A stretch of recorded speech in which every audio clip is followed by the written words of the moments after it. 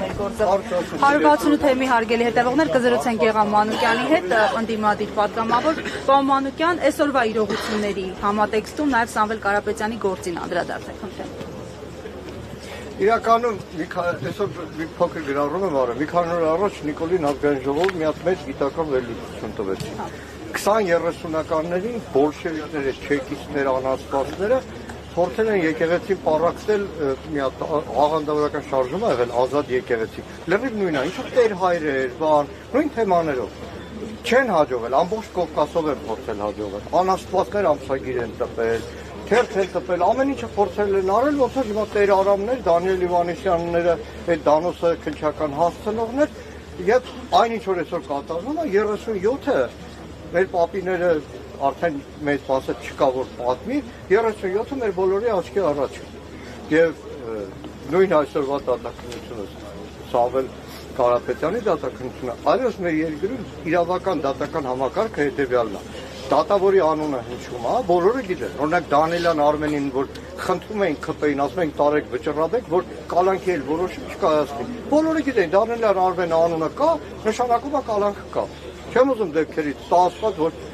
սխալված լինեմ, բայց Տոլմազյան անունը հնչում է, բոլորը գիտեն արդեն։ Բոլորը գիտեն, եւ բայց ամենաահավորը այն տուն պահող բոլոր անաստվածները, քննիչ, այն դիմակ հակած ԱԱՑ-ականները թող հասկանան, որ տեսախցիկի առաջ են դիմակում։ Գնում են տուն երեսներին, երևի տուննել են թքում։ Թող չարդարանան տուն են պահում։ Ոչ մեկ ԱԱՑ պետի, քնչականի պետից մինչև վերջի ստահակ։ Ասում պետությանն եք ծառայում։ Պետությանը չեն ծառայում, Ստալինին ժամանակ էլ են պետությանը ծառայում միլիոնավորների գլուխները։ Բոլորը։ Եվ այսօր մեկ էլ տեսնում ես փորձ է արվում։ Այդ ծառայամիտները որոշ դեպքերում փորձում են չքմեղանալ, փաստաբան են դառնում, արդարություն են փորձում պաշտպանել։ Այսինքն հարցը հասնում է միտեղ, որ փաստաբանը նստած է մի քանի ամիս առաջ դիմացի դատախազի աթոռին նստած նույն անարդարությունը գործում է։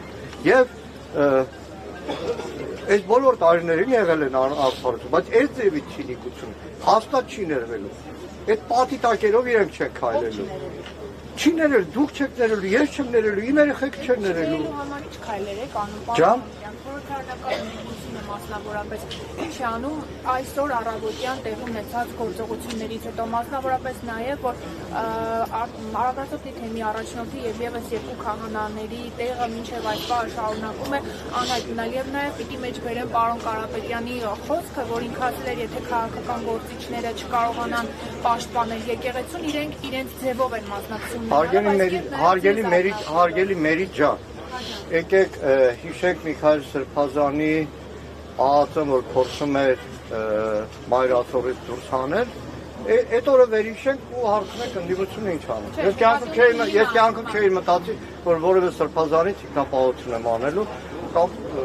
ձեռնամարտի եմ բռնվելու մայրաթորը պաշտպանելու համար, որտեղ գրքերում էի կարդացել, որ 1903-ին Հարական Ռուսաստանում բանկապատկան գույքերը բռնագրավելու համար հարձակվել են եկեղեցիների վրա, փառք Աստծո, որ դաշնակցական եմ, 1903-ին մեր դաշնակցականներն են պաշտպանում, շնորհակալ եմ։ Պարոն Մանուկյան, մի հասկանում էլի, Փաշազադեի հայտարարությունը, որ եկեղեցուն ռևանշիստ էր անվանում, որ ասում էր, այ իրենք են, որ խաղաղության գործընթացին են խանգարում, դուք այդ հայտարարությունը կապում եք այսօր տեղի ունեցած հոգևորական։ Նայեք, Ալիևի հայրենակիցը պարբերաբար Հայաստանում իրականացնում է անօրինականություններ, ազգային արժեքների, գաղափարների վրա հարձակումներ, երբ որ շատ հաճախ վարկից ազդանշան է լինում, սա արդեն երկրորդ դեպքն է, Փաշազադեի մայրաթոռի հայ առաքելական եկեղեցու դեմ հարձակումը եւ դրան հաջորդած Հայաստանի իրավապահ համակարգի Նիկոլի թելադրանքով, իրավապահ արդեն մեր կա ասել, Նիկոլի ստրուկների, Նիկոլի ծառաների թելադրանքով կատարվող գործողություններ։ Մի բան եմ ուզում ասել։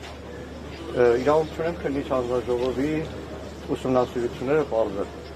Այստեղ ոստիկաններ են կանգնած, որ վստահաբար իրենց երեխաներն են կնքված, պսակ են արել, շատ հաճախ այդ ոստիկանների հետ անցնող տարիներին բախում ենք ունեցել, փոքա ծառայություն իրավապահ